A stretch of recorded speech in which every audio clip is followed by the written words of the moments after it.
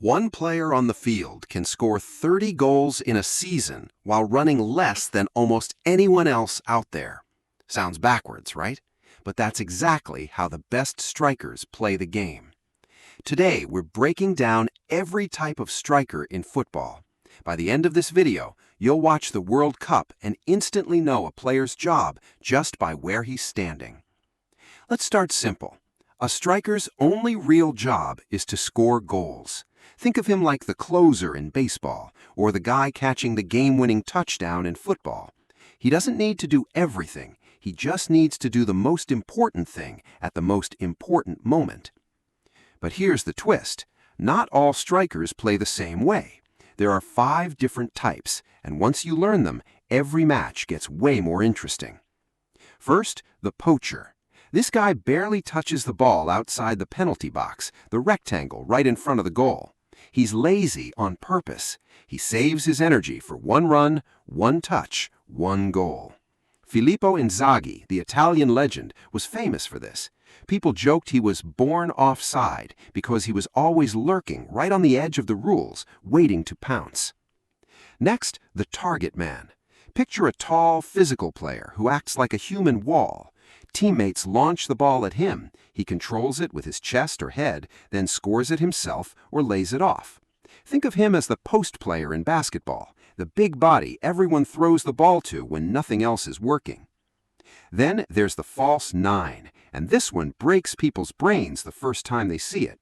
A false 9 starts in the striker spot, then drops back into midfield on purpose. Now the defense has a problem. Do they follow him and leave a gap behind, or stay put and let him roam free? Lionel Messi built an entire career on this trick during his Barcelona years. It's football's version of a magician making you watch the wrong hand. Fourth, the complete forward. This is the cheat code version. He finishes like a poacher, holds the ball up like a target man, dribbles like a winger, and passes like a midfielder. There's no real weakness to exploit. Cristiano Ronaldo and Erling Haaland fit this mold, players who are basically unfair to defend against. And finally, the pressing forward. His main job isn't even scoring, it's hunting. He chases defenders the second they touch the ball, forcing panic and mistakes high up on the field.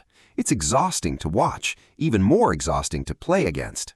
Modern coaches love this style because stealing the ball back near the opponent's goal is far more dangerous than stealing it near your own. Here's the surprising part. Tracking data shows strikers often cover less ground than any other outfield position, sometimes 2 to 3 kilometers less than midfielders in a single match. They're not lazy, they're efficient. Every step is saved up for one explosive moment that decides the entire game.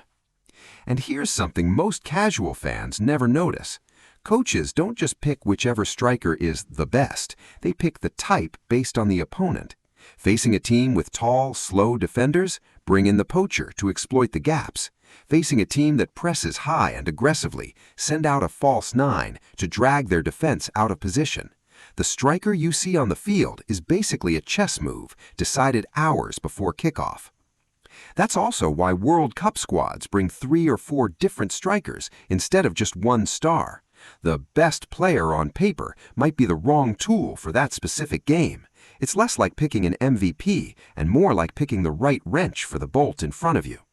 So next time you're watching the World Cup, don't just watch the ball. Watch the striker before he even gets it. If he's drifting deep, he might be a false 9 setting a trap. If he's standing dead still on the last defender's shoulder, he's a poacher waiting to strike. Football strikers aren't just goal scorers, they're specialists, each one running a completely different game plan inside the exact same position. Once you can spot the type, you're not just watching football anymore, you're reading it. If this helped the game make a little more sense, hit subscribe. There's a lot more football explained simply coming your way.